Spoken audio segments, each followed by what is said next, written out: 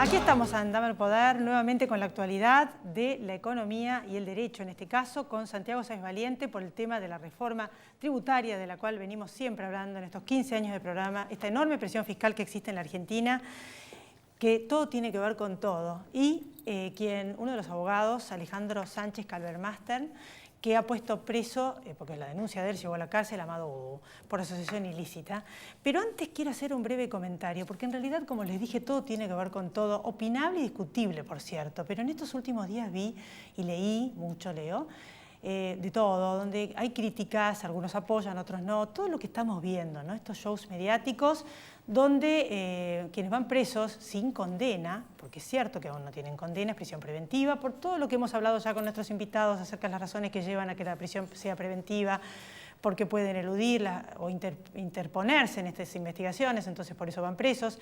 Pero más allá de todo esto, me puse a pensar cuáles pueden ser las razones, desde el punto de vista sociológico, sin hacer juicios de valor, cómo llegamos a que hay algunos que es un show mediático, cuando van presos con capucha, digo yo, pero en realidad es con casco, con chaleco antibalas, otro en pantuflas y pijama, y otros, como por ejemplo Debido, que va como un duque, o sea, nadie lo muestra, lo cuidan.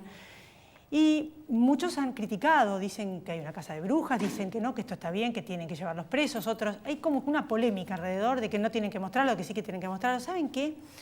Pensé que el tema de la corrupción, sin justicia, durante tantas décadas, generó mucho enojo y mucha indignación. Por un lado, la falta de justicia a veces lleva a justicia por mano propia. No está bien, pero son consecuencias sociológicas que a veces devienen. La falta de justicia y esa impunidad durante tantas décadas, esas chicanas que uno los ve, que pone chicana, chicana, chicana y nunca va a la cárcel, cuando cualquier persona de a pie ya estaría hace 10 años por ahí preso. Los jueces que se aletargan y después se despiertan con el nuevo gobierno, los cambios de viento. Entonces uno se pregunta cómo pudo haber ocurrido esto, ¿no? Y tiene que ver con eso, con que los diques de contención cuando se rompen y los ríos, el agua va, a veces se lleva todo puesto. Y es la historia de la humanidad. Y no digo que esté bien, digo desde el punto de vista sociológico que estas deben ser las razones por las cuales ocurre esto, que es un caldo de cultivo para que muestren los aprovechadores a las personas en estos estados, donde es una humillación a veces verlos cuando los llevan presos, y en otros casos no.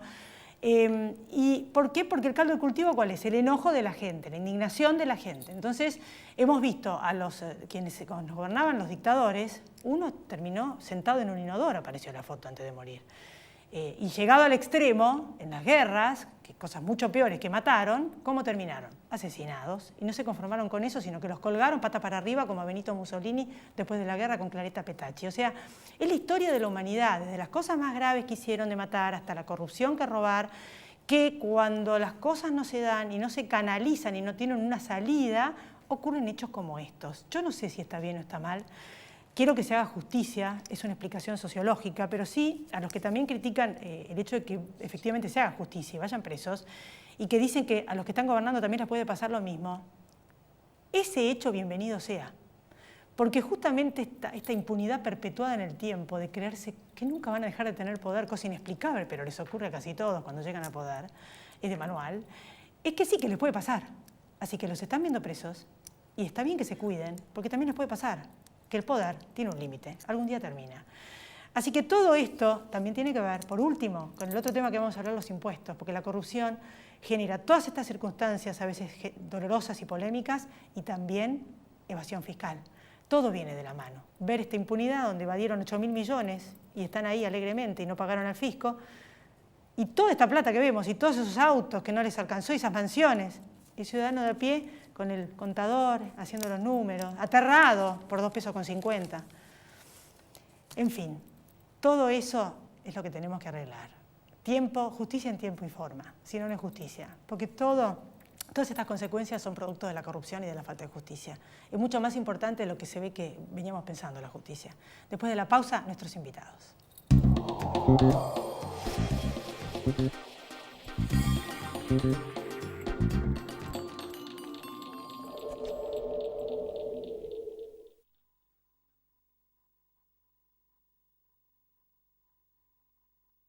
En noviembre siempre hay algo gratis para hacer en la ciudad.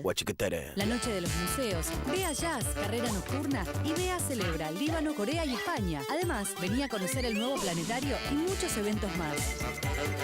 Vamos, Buenos Aires.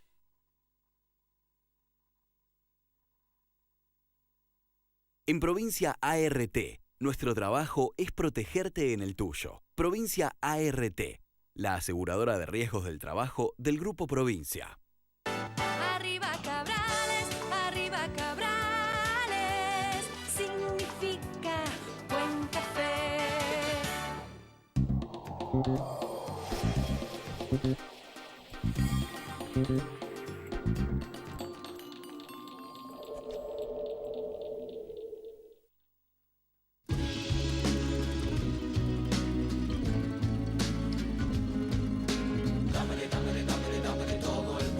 Aquí estamos en Dame el Poder. Gracias por venir, doctor. Muchas gracias. Un lujo. Bueno, justamente, ¿qué opinás de todo esto que se está polemizando tanto, ¿no? Preso sin condena. No sé por dónde empezar. La verdad, lo que pasó esta semana o la semana pasada con el tema de vudú fue una sorpresa. Yo, de hecho, me mostré sorprendido en primer llamado que tuve a la mañana, a las 7 de la mañana, porque era algo que no lo esperaba en este momento. Nosotros esa denuncia junto a Cristian Sanz la habíamos iniciado el 1 de agosto del 2012, hicimos una ampliación en el año 2013 y en el año 2013 nosotros pedimos la detención de vudú, argumentando que como el cargo que él tenía era de vicepresidente, no integraba el cuerpo del Congreso, no se le aplicaban las normas restrictivas que hay para el tema del desafuero y todo eso.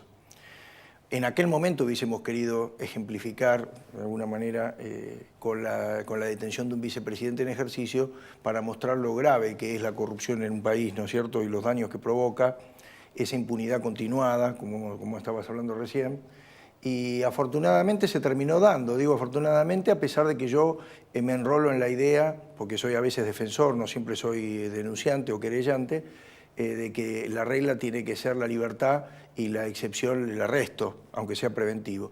Pero también es cierto que a veces muchas circunstancias ameritan que haya una detención cautelar cuando puede haber un entorpecimiento o un riesgo procesal o riesgo de fuga, que es la situación que evalúa el juez Lijo cuando dispone la captura de alguna manera preventiva sin estar siquiera indagado en ese proceso de enriquecimiento ilícito y con una mutación en los cargos, porque amplifica al delito de asociación ilícita y lavado de dinero, poniéndolo a vudú como el jefe y organizador y a su contracara fuera de la parte privada, a Núñez Carmona, poniéndolo a Bando Brele como miembro y de alguna manera poniéndola con una figura un poco más latente pero vigente en el caso de Agustina Canfer, que era la novia de vudú, que de alguna manera es la que se lleva el cargo un poco más débil.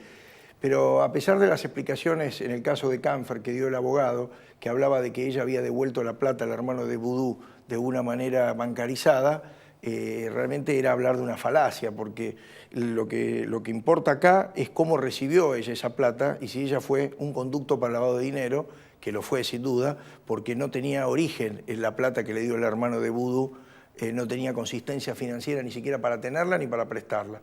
Entonces, creería que obviamente el cargo de ella por supuesto va a prosperar, probablemente no vaya detenida.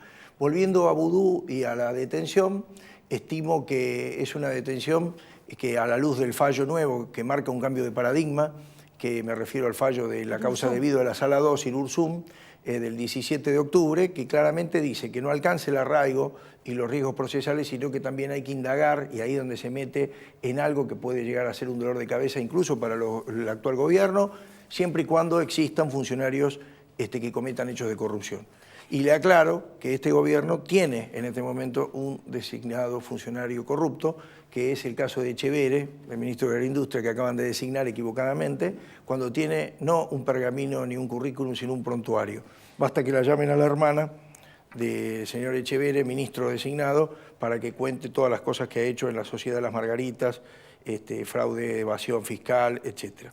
Es cierto, porque lo que salió publicado a la luz es que existía peligro de que se vayan a Europa, no sé si vudú o Núñez Carmona, que hicieran traspaso de cuentas, o sea, ¿es cierto eso? Porque hay gente que escribe que dice que no, que ya no tienen poder, que no podían hacer nada. La realidad es que tanto vudú como Núñez Carmona siempre estuvieron a derecho. De hecho, yo lo destaqué y lo destaca Lijo en su fallo. Sí. Pero Lijo se sostiene del fallo que fortalece o pone un poquito más riguroso ese control y dice que es cierto que pidieron permiso de viaje, es cierto que se presentaron todas las veces, pero justo le pidieron autorización de viaje en el caso de Núñez Carmona para ir a España, donde una de las cuentas que se mencionan como dentro de la investigación es en España.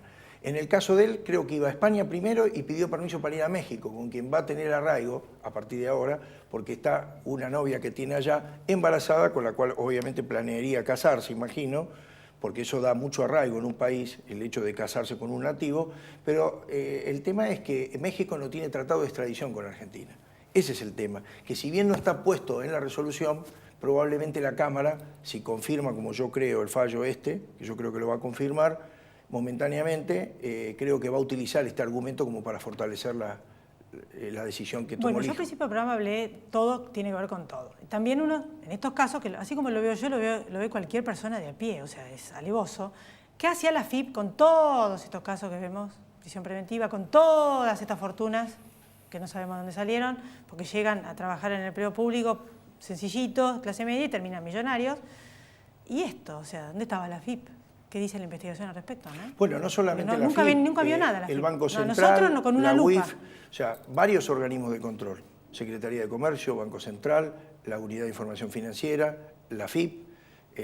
La verdad que hay varios organismos públicos que tuvieron que controlar muchas cosas. Yo también soy abogado defensor de Martínez Rojas en otro expediente de lavado de dinero que está prófugo en Estados Unidos. Técnicamente yo lo discuto, pero es lo que la justicia interpreta. Y ahí fallaron todos los controles. Estoy hablando de la causa Mr. Corea de los contenedores. También se habla ahí de qué pasó. ¿Cómo puede ser que una persona armara una carpeta, la presente en el banco, le paguen, giren la plata afuera, ingrese el contenedor sin la anuencia de todos los funcionarios que debían controlar eso? Y ahí es donde volvemos al tema de la corrupción. Evidentemente, también tendrían que estar imputados en esos expedientes el presidente del Banco Central en ese momento, el presidente de la UIF, el presidente del Banco Central, en fin, todos. ¿Y el de la AFIP? El de la AFIP también, obviamente. ¿Que era Echegaray?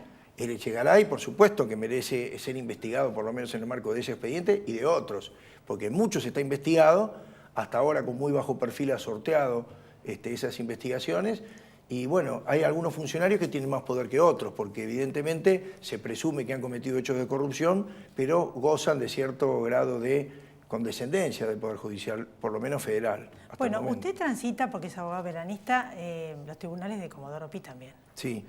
¿Qué nos puede decir a los ciudadanos de cómo llegamos a esto? O sea, ¿por qué los jueces se quedan dormidos? Que ya hay jueces investigados, hay jueces con verde que lo saquen, diríamos, ¿no?, en el Consejo de la Magistratura, jueces con muchísimo dinero, que es imposible ganarlos con el sueldo de un juez. ¿Y cómo llegamos a esto? ¿Y cómo salimos de esto? Yo creo que llegamos, primero, porque siempre las designaciones de los jueces fueron políticas, primero. Segundo punto, porque el Consejo de la Magistratura ofició durante mucho tiempo como centro de canje. Y por lo menos digo esto desde el año 2003 en adelante.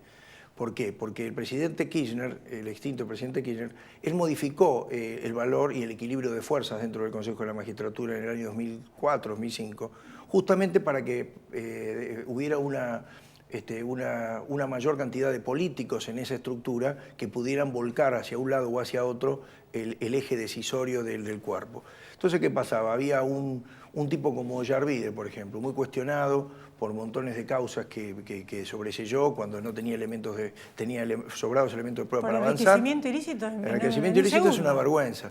Bueno, y ahí lo denunciaron en el Consejo de la Magistratura. Y el Consejo de la Magistratura lo salvó. ¿Por qué? Porque la mayor parte de la gente que estaba era kirchnerista y era político. No votaron los académicos o tuvieron nula votación, no votaron los magistrados que forman parte del cuerpo de abogados, era minoría. Entonces, ¿qué pasaba? Cuando un juez avanzaba con una investigación en contra de algún funcionario de turno, automáticamente aparecía en el Consejo de la Magistratura denunciado. Y pasa al revés también, porque Rafecas también está denunciado en el Consejo ahora, sí, son por el tema de la causa Nisman. Y la última pregunta, breve, porque me queda un minuto. Sí. Todos estamos preguntándonos si esto es también, el show continúa, o sea, continúa los 2 años de prisión preventiva y como sin condenas después de 2 años lo tienen que soltar. Sí. Y quedó ahí, sale, porque por ejemplo Báez en abril se termina el plazo de los 2 años presos sin condena. Sí. ¿Esto va a terminar? ¿Usted cree todas estas causas y también la de Vudú en algo concreto, en una condena? ¿O esto queda así como un show de 2 años y después salen? No, yo creería, insisto, que hay un cambio de paradigma. Yo creo que les han bajado línea, creo que eso es político, a los jueces federales para que sean más duros y que no sean tan garantistas como en otro momento. están queriendo mostrar que tienen que ser más independientes y que tienen que avanzar aún contra el poder. El tema es, si avanzan en algún momento contra algún funcionario actual, cuál va a ser el mecanismo defensivo que va a aplicar, porque esto es así. Yo creo que hoy desfilan los funcionarios kirchneristas, que son los que perdieron poder y son los que están desfilando por tribunales. Hay que ver qué pasa cuando esto vaya avanzando y empiecen a aparecer hechos de corrupción, porque siempre aparecen. De hecho, yo nombraba uno hace un rato, pero puede haber otros, porque lamentablemente la corrupción está a la orden del día. Pero creería que, bueno, que hay una manera, darles independencia a los jueces, mejorar el equilibrio de nuevo en el Consejo de la Magistratura y no interferir en las investigaciones. Gracias, Alejandro. No, gracias a ustedes. Y fundamentalmente que los ciudadanos siempre estén presionando desde el punto de vista de la opinión pública para que se haga justicia en tiempo y forma. Después de la pausa, Santiago Sáenz Valiente. Ya volvemos, no se vayan.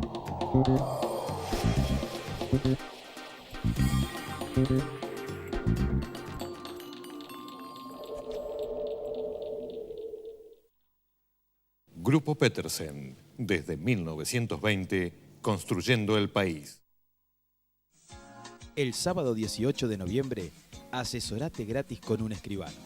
Será entre las 10 y las 13 en Avenida Callao 1542. También protege tu vivienda gratis y con un trámite muy fácil. Cuidá lo tuyo. Las asesorías del Colegio de Escribanos de la Ciudad de Buenos Aires.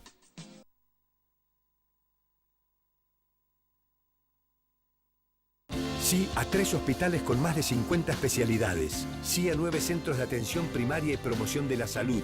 Y sí al Centro de Estimulación Temprana. ¿Te animas a seguir diciendo que sí a la salud? Yo digo que sí.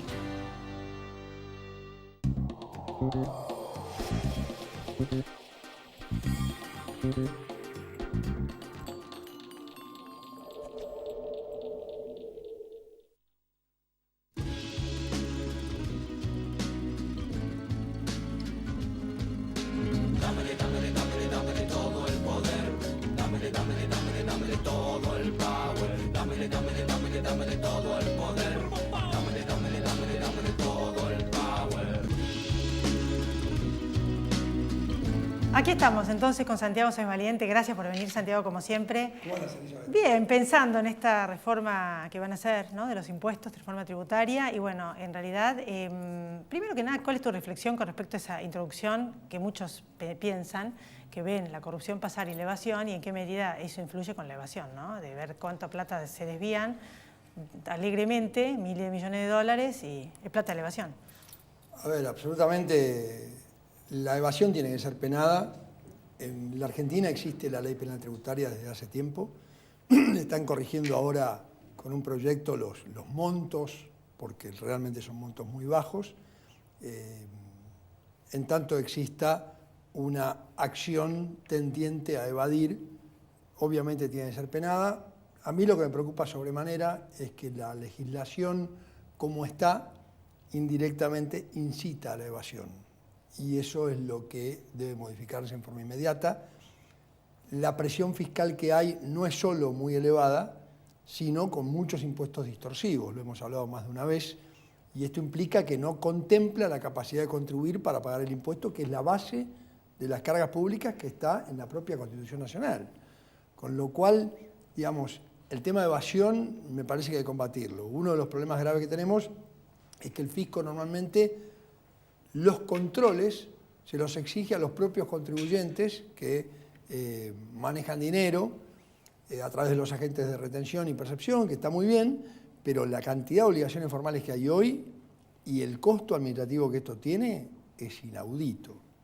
Es decir, es muy, muy grave. Y encima hay muchos registros, como los que vos conocés y sufrís, del registro fiscal de operadores de granos y el del registro fiscal que ahora se extendió a carnes, que cualquier problema que se presente, las consecuencias son terribles y puede ser que no sea voluntario la omisión. Una omisión involuntaria, un error, implica una consecuencia terrible de acumulación de saldos a favor.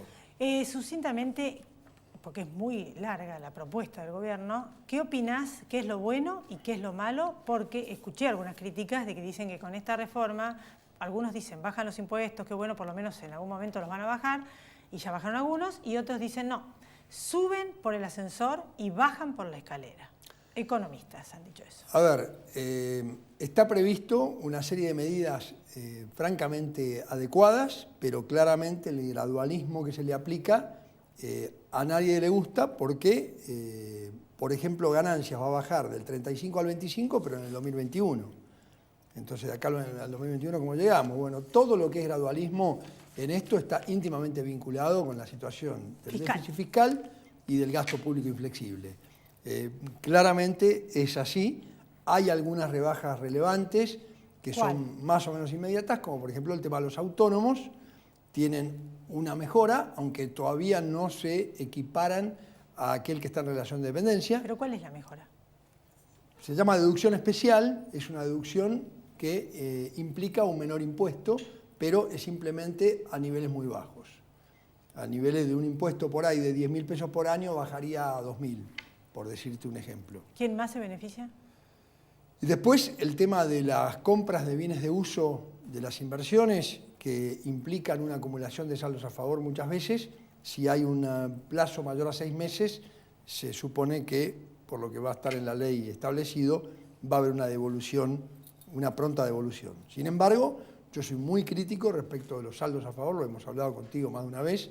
El tema de las retenciones y percepciones y los pagos a cuentas son conceptos que son necesarios muchas veces, pero el gran problema es que cuando surge un saldo a favor del contribuyente, el fisco no se lo devuelve con la rapidez que debiera, y cuando se lo devuelve le da una tasa que es 3 veces menos de la que le cobra cuando debe un impuesto, ¿no? Y para sintetizar, ¿cuáles más bajan?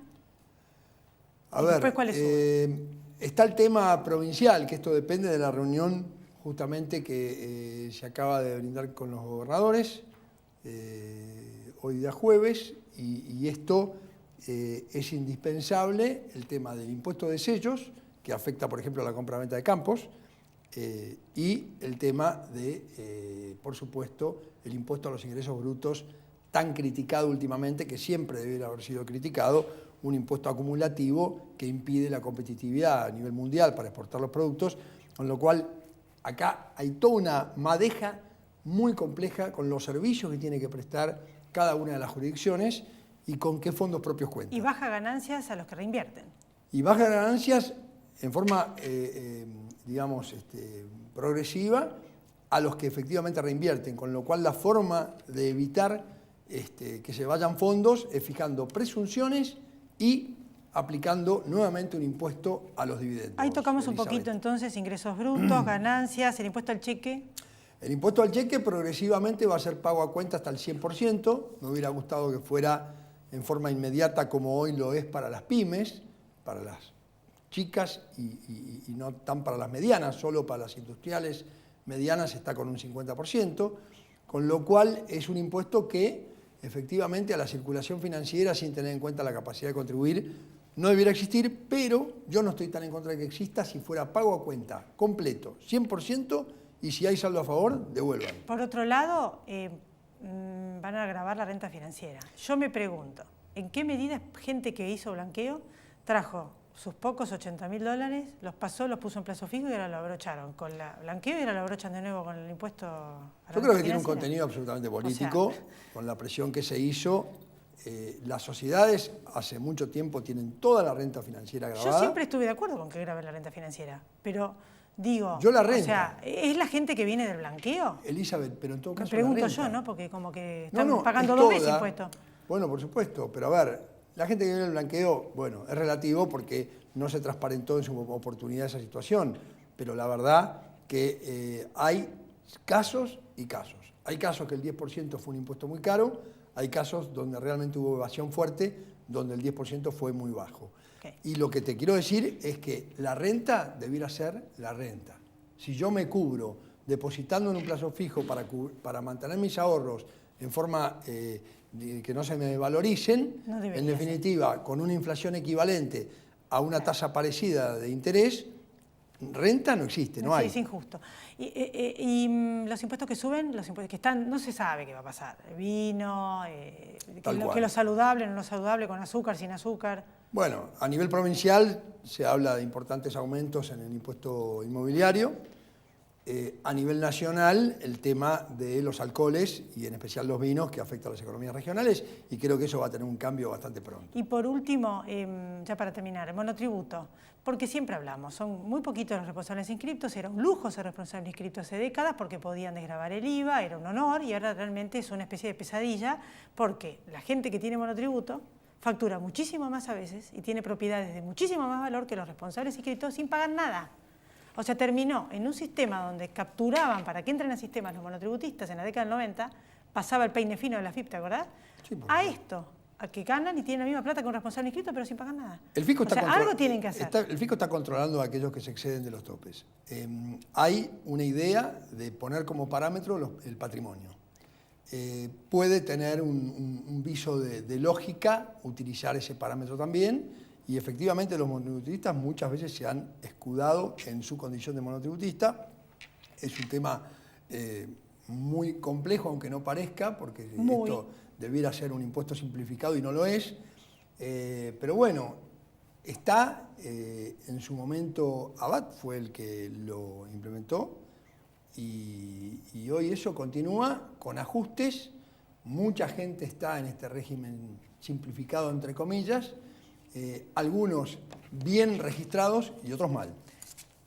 Para terminar, ¿te parece buena la reforma que encaró el gobierno? Ya para terminar. En síntesis, las ideas no son malas y creo que esto es mejor que nada, no me cabe ninguna duda.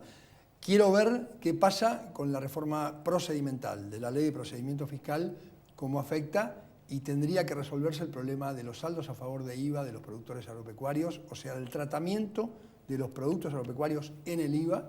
Tendríamos que volver a lo que fue el año 1983 a 1987, con una ley que permitía el cómputo de crédito contra otros impuestos y que, por el otro lado, los productos agropecuarios estaban fuera del alcance del IVA, porque justamente se exportan en su gran mayoría. Y por sobre todo, bajar el déficit, porque si no... Absolutamente el gasto... No salimos de esta.